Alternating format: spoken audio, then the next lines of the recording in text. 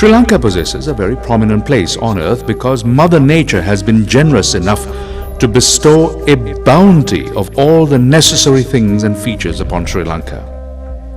One can experience different kinds of climatic conditions within this tiny island situated in the Indian Ocean. Apparently, our culture and traditions manifest a very close relationship with the environment. Whoever operates the development processes with a view to generating employment opportunities does an injustice to the environment rather than justice. As a result, the destruction caused to the environment is enormous. With the increasing pressure on coastal resources, the government took various initiatives, such as with the establishment of the Coast Conservation Department under the Ministry of Fisheries in 1978. In 1948, an international institution known as IUCN was established to work for the purpose of minimizing the harm caused to the ecosystem and to conserve it in every possible way. IUCN Sri Lanka also plays a prominent role in carrying out this undertaking. In spite of all this, the unexpected tsunami of the 26th of December 2004 struck the relatively narrow but long coastal area over 1,000 kilometers or 2/3 of the country's coastline. In Sri Lanka, the district of Ampara was very badly affected.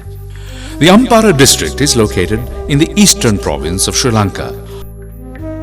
It is occupied by 3 communities: the Muslims, the Tamils and the Sinhalese.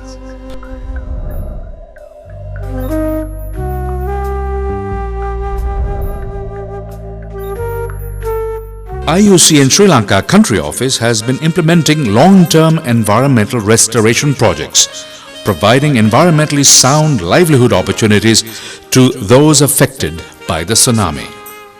It was in this context that IUCN Sri Lanka formulated the Post-Tsunami Ecosystem Restoration Project, or the PTERP, to be implemented in selected coastal divisions in the Ampara District, with financial support from the Canadian International Development Agency, or CIDA.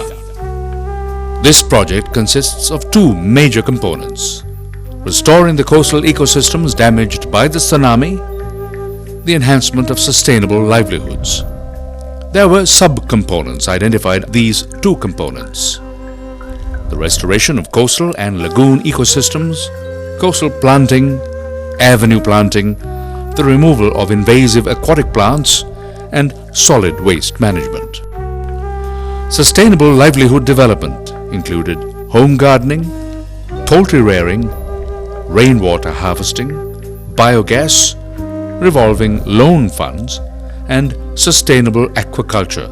Furthermore, necessary technical inputs and studies were carried out by the IUCN Sri Lanka. Our vision is to restore the ecological conditions of Batticaloa by 2015. IUCN has been working in Sri Lanka since the 80s, and our emphasis at the beginning was basically on forestry related areas like forest conservation, forest governance, and making forest management plans for the government. And since then we have diversified our efforts into a number of areas. And for example, in the last 10 years we have been working quite extensively on conservation of coastal resources. The project area lies from Kalmunai to Panama in the Ampara district and includes mainly the Kalmunai lagoon mouth and coastal belt, the coastal belt of Akkaraipattu, Batticaloa lagoon including the adjoining coastal belt of Akkaraipattu and Thirukkovil, the Palakkuda lagoon in Thirukkovil, the Pottuvil lagoon in Pottuvil, and the Panama lagoon in Livelihoods Divisional Secretariat's area. And these are the primary areas of the PTERP. Even before this disaster occurred, there had not been a proper garbage disposal management system within these areas, and that too came under this project. The pollution of coastal areas due to mismanagement of solid waste is one of the key issues in the area. Batticaloa is the largest lagoon in the Ampara district. It has been selected as the major area for the project's implementation. The lagoon's natural water movement with the sea has been affected a few decades ago with the construction of causeways across its two openings.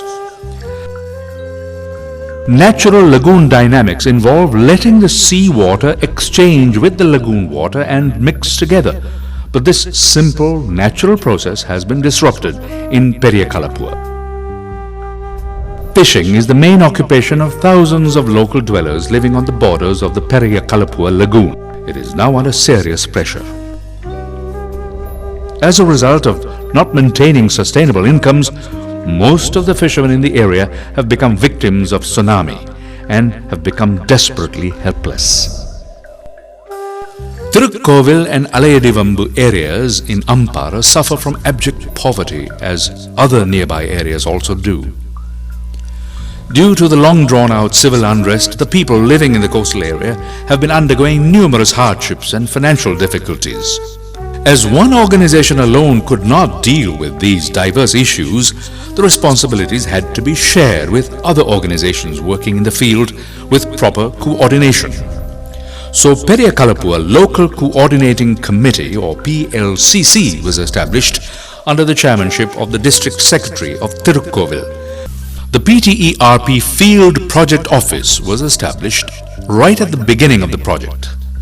This was the key to establishing a good relationship and ensuring the participation of the local people and agencies in the project's implementation. Responsibilities were given to the officials on the site to handle and coordinate programs to suit the ground situation and address the needs of the local community in line with the broader project's objectives. And the PTERP has recently tested 2 pilot projects to culture fish in the lagoons: sea bass cage culture and pen culture. In Sri Lanka, these techniques are practiced in Palakkuda Lagoon in the Ampara district. Prior to the introduction of these 2 methods, IUCN organized and obtained the services of some experts in the field to identify the suitable locations. The immediate expectation of the project is to develop and coordinate innovative community-based initiatives to restore ecosystems and to enhance sustainable livelihoods of vulnerable rural communities, with a particular focus on women affected by the tsunami in selected divisions of the Ampara district. So, under the Sustainable Livelihood Development Program, various activities such as home gardening, poultry rearing, rainwater harvesting and model home gardening have been introduced to improve the income of fisher families. Simultaneously, microloans were provided to fisher folk and women's societies to start new livelihood in order to divert the pressure from the lagoon's ecosystem. The Revolving Loan Fund is yet another program introduced under the PTERP to support the low-income families who may have been partly or fully engaged in fishing or extensive agricultural practices in the area. And as another facility, people living in the area have been provided with compost bins in order to minimize the accumulation of waste in the lagoon and in the waterways. Besides this, the project encourages the people to produce biogas by using domestic waste and waste from livestock. The project introduced the planting of Glyricidea. This versatile plant provides fodder for livestock, enriches the soil with nitrogen, and is a source of firewood and controls soil erosion. Of the 2 major components of the project, the first program that was launched for the purpose of upgrading the livelihood of the tsunami-affected people in the area has almost reached its desired target. At the same time, they have already started to restore the Kalmunai lagoon, which was severely affected by the tsunami.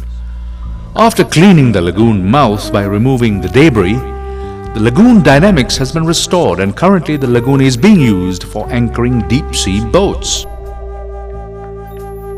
The proposed area of the coastal belt for conservation has already been restored, and the tree planting program has commenced. A solid waste management complex which has adequate facilities to manage waste properly and turn waste and produce manure is being constructed close to Akkaraipattu town. The mangrove areas that were destroyed in the tsunami tidal waves are being re-established rapidly. The mangrove swamps in Panama have already grown to a considerable height and size. The PTERP realized that the first and the best way for this is to educate the adults while also educating the school-going children. In addition to the awareness programs, lots of books and magazines on biodiversity have been donated to the school libraries in the area, where this project is in operation. Batticaloa Lagoon also will reach the climax of its development soon, as the beautiful Panama Lagoon is at present. The two stages of the project launched by the PTERP have come to their completion by now. These people living around the lagoon are very happy, as they have been able to improve their source of income to a much higher degree.